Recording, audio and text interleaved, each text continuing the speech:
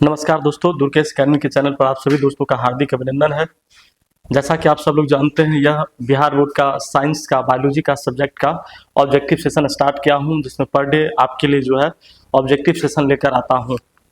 और वैसे क्वेश्चन पूछे जाते हैं जो मोस्ट इंपॉर्टेंट क्वेश्चन होते हैं, वैसे क्वेश्चन को मैं पर डे डील कर रहा हूँ आपके सामने। वैसे हम बता दें कि अगर हमारे चैनल पर नए हो तो कृपया इस चैनल को सब्सक्राइब करना ना भूलें, बेल आइकन प्रेस कर लें ताकि आने वाला नोटिफिकेशन आप तक आसानी से पहुंच सके और आप जो है आने वाले वीडियो का लाभ ले सकें। आइए शुरू करते हैं इस ऑब्जेक्टिव सेशन का। देखते हैं हम लोग कितने एमबीबीआई क्वेश्चन जो पूछे जाते हैं वो उसका सॉल्यूशन हम लोग क्या करते हैं। आइए शुरू करते हैं। जैसा कि पहला क्वेश्चन है, पूछा जा रहा है कि प्याज में परवर्धन होता है, परवर्धन ठीक है, होता है, प्रवर्धन होता है प्याज में। मतलब प्याज जनन कैसे करता है, प्याज किसके द्वारा से ये बढ़ता है। तो ये दिया है, पहला ऑप्शन है पत्तियों द्वारा, ये गलत ऑप्शन है, ये नहीं होगा। प्रकंद द्वारा, ये भी गलत ऑप्शन है, ये भी नहीं होगा। बीज द्वारा, ये भी गलत ऑप्शन है, नहीं होगा। बीज द्वारा भी प्याज को बढ़ाने के लिए हम लोग मतलब बल्ब द्वारा जो है उसका प्रवर्धन किया जाता है। ऑप्शन नंबर डी जो है वो करेक्ट आंसर आपका होगा। ऑप्शन नंबर डी जो है वो करेक्ट आंसर होगा, सही है। तो ये ऑप्शन से आप लगाओ। प्याज जो है बल्ब होता है, आप दिखेगा प्राय बल्ब में जो प्रवर्धन किया जाता है वो दिखेगा।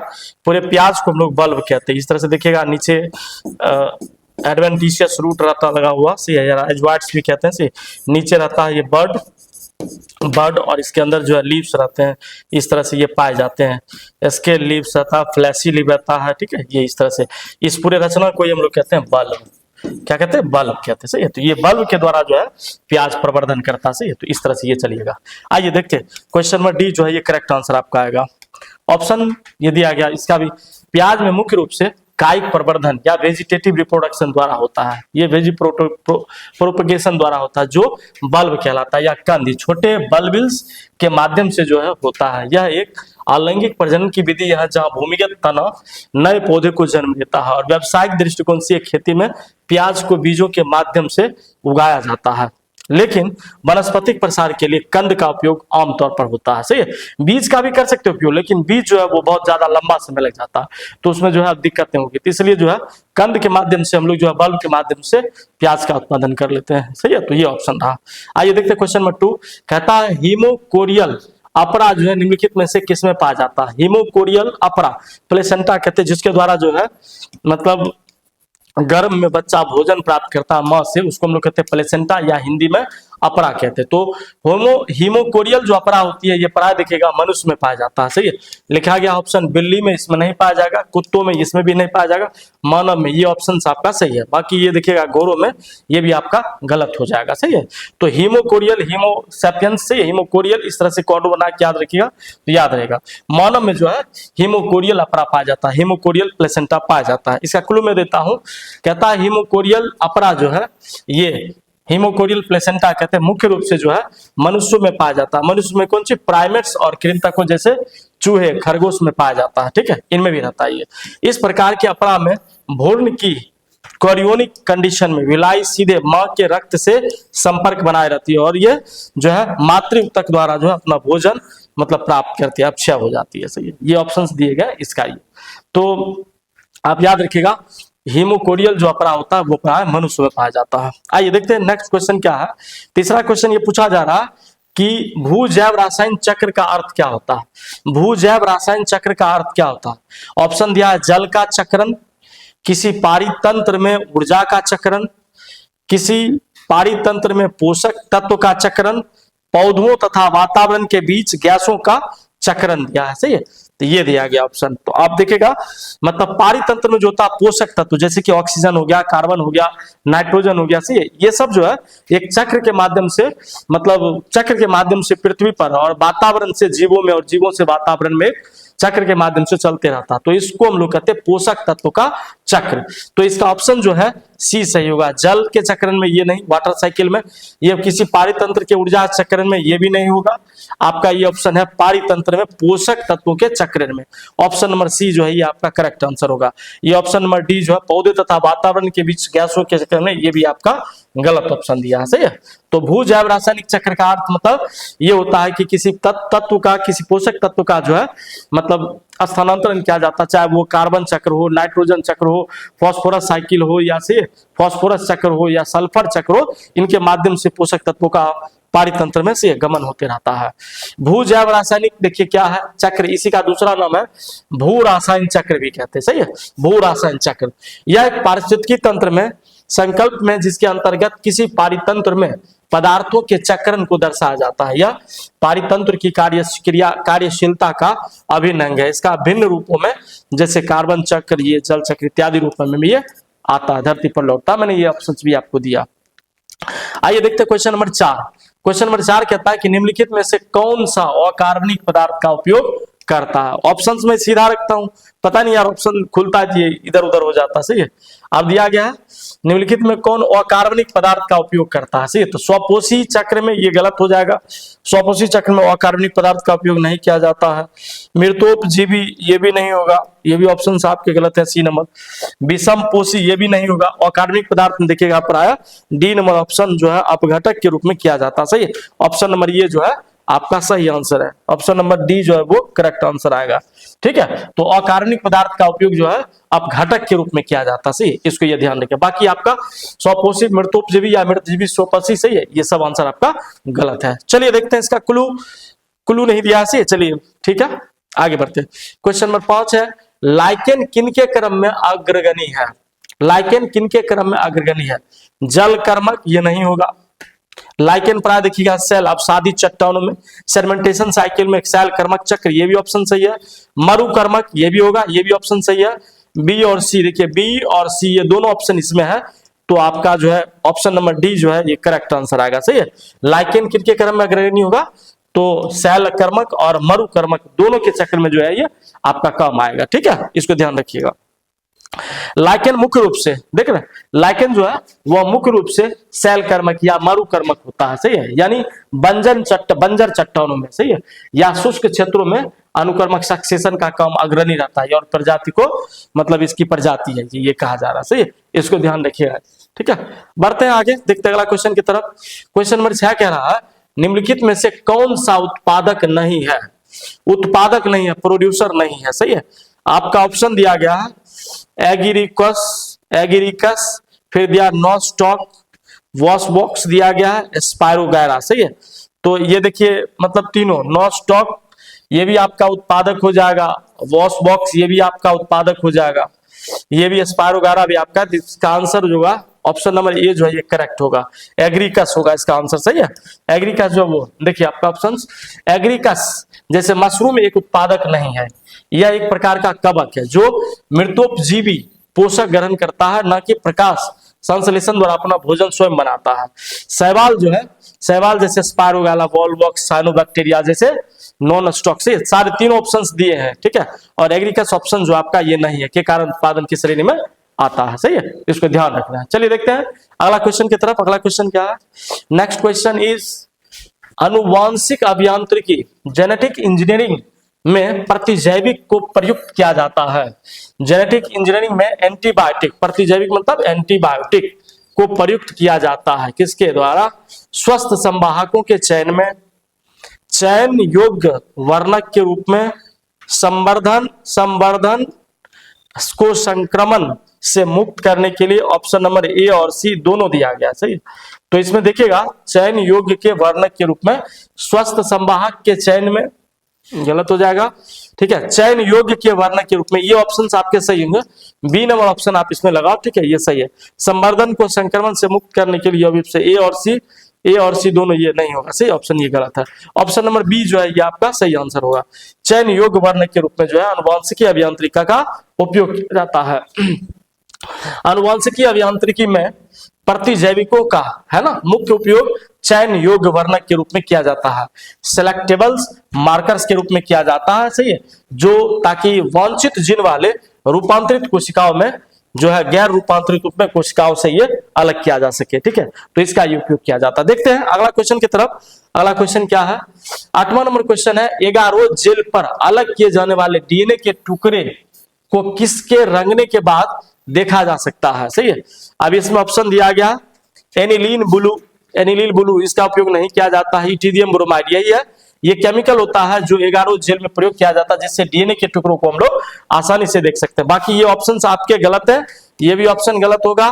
ब्रोमोफिनॉल ब्लू दिया है, एसिटो कार्मिन दिया है, ये भी आपका ऑप्शन गलत है। ऑप्शन नंबर बी सही है, इथिडियम ब्रोमाइड सही है, इसका आंसर आप लगाओगे। चलो देखते हैं क्वेश्चन नंबर, फिर वही एगारो जेल जो है पर अलग किए जाने पर डीएनए के टुकड़े को इथिडियम ब्रोमाइड है ना, कि इथिडियम ब्रोमाइड्स ईटीबीआर नामक रंजक से रंगने के बाद पराबैंगनी किरणों में देखा जा सकता है। इसको सही है, आप देख सकते हैं किसको, डीएनए के टुकड़े को। ये डीएनए का टुकड़ा जो रहता है इसको आप काट देंगे जगह जगह से तो सब अलग अलग टुकड़ा बन जाता है, जीन 1, जीन 2, जीन 3, जीन 4 से इसके सेगमेंट को ही हम लोग जीन कहते हैं, डीएनए के टुकड़े को। तो इसको देख सकते हैं आराम से। चलिए आगे देखते हैं, क्वेश्चन नंबर 9 है समयुग्मक पाए जाते हैं। सही है, तो समयुग्मक पाए जाते हैं किसमें, मेढक में, फ्यूकस में दिया है, पक्षी में, क्लेडोफोरा में। तो मेढक में समयुग्मक नहीं रहता है, फ्यूकस में भी नहीं, पक्षी में देखिएगा आप क्लेडोफोरा जो है ये आपका सही आंसर है। तो क्लेडोफोरा में जो है यह मुख्य रूप से देखिएगा समयुग्मता पाया जाता है। ठीक है, क्लेडोफोरा ऑप्शन देते हैं, कहता है समयुग्मक मुख्य रूप से क्लेडोफोरा में पाया जाता है। सही, क्लेडोफोरा एक प्रकार का शैवाल है। क्लेडोफोरा क्या होगा, एक प्रकार का शैवाल है जिसकी युग्म बाह्य रचना में एक समान होते हैं, जिन्हें हम लोग समयुग्मक कहा जाता है। जबकि फ्यूकस और अन्य जीवों में आमतौर पर विषम युग्मक पाए जाते हैं, विषम युग्मक पाए जाते हैं। तो ऑप्शन ये सही होगा, क्लेडोफोरा ऑप्शन नंबर डी था। सही है, ये आपका सही आंसर है। चलिए देखते हैं अगला क्वेश्चन, पार्थेनोजेनेसिस। सही है, बिना निषेचन के जो फल होते हैं, सही है, जैसे कि देखिएगा अंगूर है, कटहल है, इन सब में पार्थेनोजेनेसिस बिना निषेचन के ही मतलब फर्टिलाइजेशन हो, बिना निषेचन के ही फल बन जाते हैं डायरेक्ट। तो इसको क्या कौन स्पष्ट किए थे, किसके द्वारा निर्माण किया गया था, बॉवेरी दिया है, ओवेन है, सटन है, जॉनसन। सही है, बॉवेरी तो नहीं, ओवेन, यही आपका ऑप्शन सही होगा। बॉवेन साहब ने सही इसका दिया था मतलब पार्थेनोजेनेसिस। सब सटन भी गलत है, जॉनसन ये भी आपका गलत है। सही है, ये देखिए पार्थेनोजेनेसिस सही है, ये अनिषेचिक शब्द हुआ। ठीक है, का निर्माण सर्वप्रथम रिचर्ड ओवेन, पूरा नाम है रिचर्ड ओवेन। सही है, कब किया था, 1849 में किया था, और उन्होंने इसे पुरुष के प्रत्यक्ष प्रभाव के बिना ही प्रजनन की मतलब के रूप को परिभाषित कर दिया था। सही, ऐसे प्रजनन को हम लोग कहते हैं पार्थेनोजेनेसिस। सही है, तो ध्यान रखिएगा। चलिए देखते हैं अगला क्वेश्चन, क्वेश्चन नंबर 11 है पैरामीशियम में किस प्रकार का द्विविखंडन होता है। सही है, पैरामीशियम में किस प्रकार का द्विविखंडन होता है। ऑप्शन दिया गया पहला सरल द्विविखंडन द्वारा, सरल द्विविखंडन ये नहीं होगा, गलत है ऑप्शन। अनुप्रस्थ द्विविखंडन यही आपका सही है, अनुप्रस्थ ट्रांसवर्स सेक्शंस होता है। ये अनुदैर्घ्य द्विविखंडन ये भी आपका नहीं होगा, ऑप्शन ये भी गलत है। ऑब्लिक द्विखंडन ये भी आपका नहीं होगा, सही, ये भी ऑप्शन गलत है। तो पैरामीशियम में देखिएगा द्विविखंडन की विधि में अनुप्रस्थ द्विविखंडन जो है ये इसका प्रयोग किया जाता है। सही है, इसके द्वारा जो है पैरामीशियम अपनी संख्या को बढ़ाता है।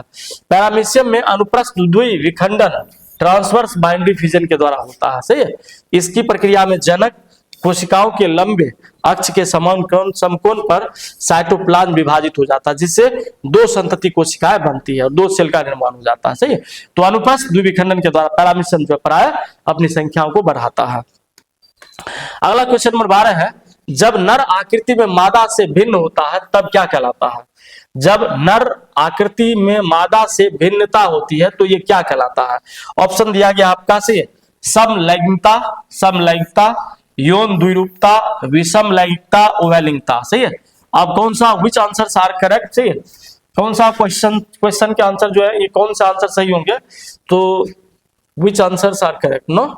आपका देखिए समलैंगिक ये गलत हो जाएगा, यौन द्विरूपता यही आपका आंसर सही होगा। सही, बाकी ये विषम लिंगता ये भी आपका गलत, उभयलिंगता ये भी आपका गलत होगा। ऑप्शन नंबर बी जो है ये आपका सही है, मतलब यौन द्विरूपता जो है ये मादा से भिन्न रखता है इसकी आकृति को। ठीक है, कहता जब नर आकृति आकार के रंग तो शरीर संरचना में मादा से भिन्न होती है तो ऐसे यौन द्विरूपता को हम लोग लैंगिक द्विरूपता भी कहते हैं या यौन द्विरूपता भी कहा जाता है।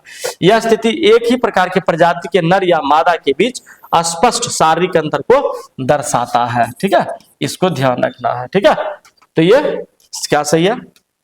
क्वेश्चन नंबर 13 कह रहा कि गर्भ निरोधक गोली में मौजूद प्रोजेस्टेरोन किस प्रकार कार्य करता है। सही है, ये कहता विदलन रोकने का काम करता है, ये गलत ऑप्शन है। कहता अंडो उत्सर्ग को रोकने का काम करती है, यही आपका सही है ऑप्शन। और सी है निषेचन को रोकने के लिए, ये भी आपका गलत है। इसमें दिया डी ऑप्शन ए और सी, ए और सी सही है, बिदल नहीं, ये गलत हो जाएगा ऑप्शन, सही है। तो ऑप्शन नंबर बी जो है ये सही है। अंडो उत्सर्ग को रोकता है कौन? गर्भ निरोधक झिल्ली जो महिलाएं प्राय प्रोजेस्टेरोन के रूप में वो सिंचित रहता है, जिससे मतलब अंडो उत्सर्ग नहीं हो पाता, सही है, इसको ध्यान रखना। चलिए क्वेश्चन नंबर, अच्छा, गर्भ निरोधक गोली कहता है कॉन्ट्रासेप्टिव पिल में मौजूद प्रोजेस्टेरोन ये या सिंथेटिक रूप से प्रोजेस्टेरोन मुख्य रूप से अंडाशय में अंडाणु को निकलने से रोकने में अर्थात ओवुलेशन में गर्भाशय या ग्रीवा के बलगम को गाढ़ा करने में और गर्भाशय की परत को पतला करने का कार्य करता है। यह शुक्राणुओं को गर्भाशय में प्रवेश करने से रोकता है, सही है, और निषेचन को रोकता है, ठीक है, निषेचन को रोकता है। ओवुलेशन इसका करेक्ट आंसर है, निषेचन आप मत लगाना, ठीक है, इसमें निषेचन को रोकने के लिए, सही है, ये ऑप्शन नहीं होगा, अंडो उत्सर्ग को ही रोकता है प्राय प्रोजेस्टेरोन, सही है, तो ऑप्शन ये आपका सही होगा, ठीक है, ए और सी ये ऑप्शन तो होगा ही नहीं, ठीक है, ऑप्शन नंबर ये सही होगा। चलिए ये मैंने बता दिया आपको। क्वेश्चन नंबर 14, एक शुक्राणु को सीधा अंडाणु में प्रवेश कराने की विधि क्या कहलाती है? ये दिया है ईटी है, ये नहीं होगा, ICSI सही है, यही ऑप्शन आपका सही है। GIFT, JIFT ये भी नहीं होगा, सही, ये भी ऑप्शन गलत। ऑप्शन नंबर बी जो है ICSI सही है, ये विधि है जिसमें शुक्राणु को सीधे अंडाणु में प्रवेश करता। दिखाते ये सब है क्या, देखिएगा ईटी दिया गया, ईटी को शॉर्टकट में कहते हैं एम्ब्रायो ट्रांसफर, सही है, एम्ब्रायो को ट्रांसफर करना, procedure where and the embryo formed in the laboratory IVF में इसको बनाया जाता है, ठीक है, और इसको ट्रांसफर कर दिया जाता है मदर्स के यूट्रस में, ठीक है, इसको कहते हैं ईटी मतलब एम्ब्रायो ट्रांसफर। दूसरा है ICS, ये ICSI जिसका हम लोग इंट्रासाइटोप्लाज्मिक स्पर्मिजेशन कहते हैं, सही है, तो इसका उपयोग किया जाता है स्पर्म को डायरेक्ट निषेचन करने में। और specialised from the IVF where is the single sperm is the injected by the directly into the an egg, सही है, डायरेक्टली एग में इंजेक्ट कर दिया जाता है स्पर्म को, तो इस प्रोसेस को हम लोग ICSI, ठीक है, इसको ध्यान रखना। आगे है GIFT, गिफ्ट कहता है gamete trans intrafallopian transfer, gamete intrafallopian transfer, ठीक है, that transfer of and the ovum का ट्रांसफर एंड द स्पर्म का transfer from the fallopian tube में अंडा और स्पर्म दोनों को ट्रांसफर किया जाता है where the fertilisation occurs inside the body, सही है, बॉडी के बाहर, इनसाइड द बॉडी के बाहर हो जाए तो उसको गिफ्ट कहेंगे, ठीक है। और आगे है जिप्ट, JIFT, जायगोट इंट्राफेलोपियन ट्रांसफर दिया गया, जायगोट इंट्राफेलोपियन ट्रांसफर दिया गया। इसमें क्या क्या आता है, technical where that the zygote is the fertilised egg, zygote that means the diploid structure, सही है, ट्विन रचना जब हो, सही है, दो केंद्रक की रचना बनी हो तो उसको हम लोग जायगोट कहेंगे, दैट मींस फर्टिलाइज्ड एग, सही है, ऐसे को हम लोग निषेचित ओवम कहते हैं। तो form is the by the IVF is the transform into the fallopian tube, सही है, जायगोट को डायरेक्ट ट्रांसफर कर दिया जाए फेलोपियन ट्यूब में तो इसको कहेंगे GIFT, से तो ये कुछ कंसेप्ट है, से इसको ध्यान रखिएगा, चारों बहुत इंपॉर्टेंट है, पूछे जाते हैं, ठीक है। इसी को देखो हिंदी में थोड़ा सा दिखाया गया, एक शुक्राणु को सीधे अंडाणु में प्रवेश कराने की सबसे प्रमुख और प्रभावी विधि को इंट्रासाइटोप्लाज्मिक स्पर्मिजेशन अंतःकोशिकीय शुक्राणु निर्वेशन या कहते हैं, यह एक प्रकार का सहायक प्रजनन तकनीक होता है ART, जिसका उपयोग मुख्य रूप से पुरुष बांझपन के मामलों में इन विट्रो फर्टिलाइजेशन IVF के दौरान प्रयोगशाला में किया जाता है, जब पुरुष बांझपन के शिकार हो जाते तो उपयोग किया जाता है इसका, सही है, ये प्रोसेस आप इसको लेके चलेंगे। चलिए देखते हैं क्वेश्चन नंबर 15, कहता है एमिनियोसेंटेसिस एक प्रक्रिया है, सही है, एमिनियोसेंटेसिस में देखिएगा डायरेक्ट जो महिलाएं गर्भ धारण की रहती है उस महिलाओं के गर्भ से डायरेक्ट सुई निकालकर, उसको डायरेक्ट गर्भ से सुई निकालकर, ठीक है, उसके इम्यूनिटिक फ्लूइड को निकालकर बाहर टेस्ट किया जाता है कि गर्भ में पल रहा बच्चा जो है वो जेनेटिक डिसऑर्डर से या किसी प्रकार की बीमारी से ग्रसित नहीं है या बच्चे नंगरे लूले तो नहीं है, ऐसे कंडीशन में आप प्राय देखिएगा एमिनियोसेंटेसिस का प्रयोग किया जाता है, जो सरकार जो है कानून इसको मान दिए हुए, ठीक है। आइए देखते हैं, कहता मस्तिष्क की बीमारी को जानने में गलत है, भ्रूण में किसी अनुवांशिक रोग के निर्धारण के लिए, यही ऑप्शन आपके सही हैं, ऑप्शन नंबर बी जो है ये आपका करेक्ट आंसर आएगा। बाकी ऑप्शन नंबर सी दिया है हृदय में किसी बीमारी के निर्धारण की, और अगला है डी नंबर ऑप्शन ए और बी दोनों सही है, तो ये नहीं, ये आपका ऑप्शन हो जाएगा, मतलब भ्रूण के किसी अनुवांशिक रोग के निर्धारण के लिए जो है एमिनियोसेंटेसिस की प्रक्रिया का उपयोग प्राय किया जाता है। चलिए देखिए एमिनियोसेंटेसिस है क्या, मैंने बोल ही दिया, प्रसवपूर्व दैनिक प्रक्रिया जो होती है नैदानिक प्रक्रिया के लिए किया जाता है, जिसका उपयोग गर्भावस्था में दौरान आमतौर पर 15 से 20 सप्ताह में भ्रूण आनुवंशिक विकास गुणसूत्र असामान्यता डाउन सिंड्रोम्स एंड अदर स्वास्थ्य समस्याओं का पता लगाने के लिए किया जाता है। इसमें अल्ट्रासाउंड की मदद से पेट के रास्ते से एक सुई द्वारा गर्भनाल के द्वारा नमूना लिया जाता, ब्लड का सैंपल निकाल लिया जाता, तब उसका बच्चे का इम्यूनोसेंटेसिस टेस्ट किया जाता, सही है, जिससे जेनेटिक डिसऑर्डर का मतलब पता लग जाता है। ठीक है, तो इसके लिए उपयोग किया जाता है। देखिए आगे बढ़ते हैं, क्वेश्चन नंबर अगला 16, जननांग किनके द्वारा फैलने वाला एसटीडी है? एसटीडी मतलब सेक्सुअली ट्रांसमिटेड डिजीज होता है, यौन संचारित रोग। हेपेटाइटिस ये आपका नहीं होगा, हर्पिस विषाणु है, सही है, ये भी एसटीडी होता है लेकिन नहीं है। पूछ रहा है किसके द्वारा फैलता है, तो आपका पेपिलोमा वायरस हो जाएगा, सही है, पेपिलोमा वायरस, सही है। ट्राइकोमोनास ये भी आपका ऑप्शन नहीं होगा, option number C correct answer होगा, सही है इसका। देखिए जननांग क्षेत्र पर प्रभावित करने वाले एसटीडी यौन संचारित रोग मुख्य रूप से हर्पिस सिंप्लेक्स वायरस होता है, सही है, और इसी में दिया है human papilloma virus, herpes simplex virus या हर्पिस वायरस भी रहता है के द्वारा फैलने वाला ये संक्रामक रोग असुरक्षित यौन संबंधों के द्वारा मतलब मैथुन संक्रमित व्यक्ति के साथ त्वचा के सीधे संपर्क के माध्यम से होता है, सही है। हर्पिस विषाणु दिया है, ये भी कैंसर पैदा करने वाला है, ठीक है, तो ये भी आपका ऑप्शन नहीं होगा, ठीक है, हर्पिस ये आपका नहीं हो पाएगा, सही, पेपिलोमा वायरस का आंसर ये होगा, ठीक है। चलिए आगे बढ़ते हैं, क्वेश्चन नंबर 17 है टी लिम्फोसाइट किसमें उत्पन्न होता है, सही है। टी लिम्फोसाइट देखिएगा यकृत में, ये भी गलत है, थाइमस ये नहीं होगा, ये अस्थि मज्जा, ये ऑप्शन आपका सही है। टी लिम्फोसाइट जो है, लिम्फोसाइट अस्थि मज्जा में उत्पन्न होती है, बाकी सी और डी जो आपका ये भी गलत आंसर है, सही है, अस्थि मज्जा में आप इसको लगाओगे। टी लिम्फोसाइट देखिए है ना का निर्माण अस्थि मज्जा में होता है, ठीक है, हालांकि ये अस्थि मज्जा उत्पन्न होने के बाद परिपक्व होता है थाइमस ग्लैंड में, सही है, लेकिन ग्रंथि में प्रवेश करता है, से माइग्रेट करता है, इसलिए इसको टी मतलब थाइमस के लिए कोशिकाएं कहा जाता है, ठीक है। तो टी फॉर लिम्फोसाइट का निर्माण जो मुख्यतः अस्थि मज्जा में होता है, सही। ध्यान रखिएगा, बहुत इंपॉर्टेंट क्वेश्चन है, पूछा जाता है एग्जाम में। विनिमय किस अवस्था में विशेषता होती है, सही है, तो विनिमय देखिएगा मियोसिस के लेप्टोटीन मतलब लेप्टोटीन स्टेज में देखिएगा, लेप्टोटीन दिया गया, जाइकोटीन, पैकेटिन नहीं, आपका दिया डायकाइनेसिस, पैकेटिन स्टेज में होगा, सही है। लेप्टोटीन ये आपका गलत हो जाएगा, जाइगोटीन ये भी आपका गलत है, पैकेटिन स्टेज में देखा जाएगा, बाकी डायकाइनेसिस जो है ये आपका ऑप्शन गलत होगा, ऑप्शन नंबर सी सही है, सही है। अगर क्रॉसिंग ओवर को देखना हो, अगर विनिमय को देखना हो, तो उसको देखने के लिए सबसे अच्छा है मतलब आप पैकेटिन स्टेज का पालन करिए, पैकेटिन स्टेज में आप इसको देख सकते हैं, सही है। तो जीन विनिमय अर्धसूत्री विभाजन मियोसिस 1 की पूर्वावस्था के लिए अंतर्गत हम लोग पैकेटिन है ना, ये पैकेटिन की स्थूल अवस्था को हम लोग एक प्रमुख विशेषता के रूप में देख सकते हैं, सही है, ये ऑप्शन आपका सही होगा। याद रखिएगा ये भी पूछा जाता है बीपीएससी लेवल में, देखिएगा ये से प्रश्न पूछे जाते हैं जो टीचर के एग्जाम्स होते हैं उसमें भी।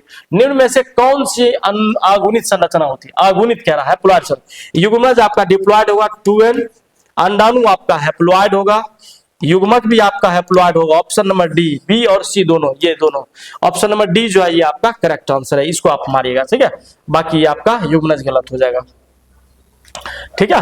मतलब युग्मक एक अंडा स्पर्म हुआ, एक ओवम हुआ, नहीं हुआ, दोनों एन मिलता है, दोनों हैप्लॉइड होगा, दोनों मिलेगा तो जायगोट रचना बनेगी, से जिसको 2n कहेंगे, मतलब या डिप्लॉइड कह लीजिए, सही है, ये आंसर आएगा। आगे बढ़ते हैं, क्वेश्चन नंबर 20 है निम्नलिखित में से कौन सी विलुप्त प्राय प्रजाति है? आपका ऑप्शन दिया नेपथेनिस, टिकोमा, एक जोड़ा, बी और सी दोनों, ये गलत है। नेपथेंस जो है ये आपका देखिएगा विलुप्त प्राय प्रजाति होती है, सही है। आपका टिकोमा ये आपका गलत है, एक जोड़ा ये भी आपका गलत है, और ये तो आपका गलत है ही, सही है। देखिए क्या है, कहता दिए गए विकल्पों में से निप्थेनिस एक प्रकार का विलुप्त प्राय या संकटग्रस्त प्रजाति होती है, यह एक कीटभक्षी पौधा है। कैसा है, कीटभक्षी पौधा होता है, जिसे ट्रॉपिकल पिक्चर प्लांट भी कहा जाता है, ट्रॉपिकल पिक्चर प्लांट। इसका अस्तित्व देखिएगा आप मुख्य रूप से आवास के नुकसान में मतलब डिफॉरेस्टेशन के कारण खतरे में हो गई है, सही है, जंगल की कटाई की वजह से आप निप्थेनिस देखिएगा वो विलुप्त प्राय प्रजाति हो गई।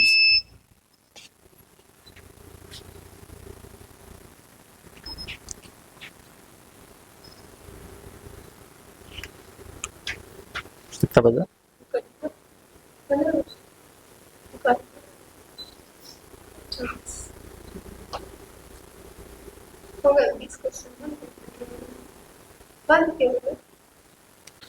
ये पर डे हम जो है 20 क्वेश्चन का ये ऑब्जेक्टिव सीरीज शुरू किए हैं और 20 ऑब्जेक्टिव पर डे आपके लिए लाता हूं, ठीक है। आज रखते हैं यहीं तक से, फिर मिलते हैं अगले वीडियो में। तब तक हम आपको फिर से कह दें कि अगर आप हमारे चैनल पर नए हो तो कृपया इस चैनल को सब्सक्राइब करना ना भूलें, बेल आइकन को प्रेस कर लें ताकि आने वाला नोटिफिकेशन आप तक आसानी से पहुंच सके और ये वीडियो अगले वीडियो का फिर आप लाभ ले सके। सही है, मिलते हैं अगले वीडियो में। अपने ध्यान बनाए रखिए, अपने स्वास्थ्य को बनाए रखिए। सही है, और पढ़ाई के प्रति अपनी निरंतरता को फिर से कायम रखिए और पढ़िए, दिन ब दिन अच्छा कीजिए से आपका भविष्य अच्छा हो, आपका फ्यूचर अच्छा हो। मिलते हैं अगले वीडियो में। Thanks for watching. Thank you so much.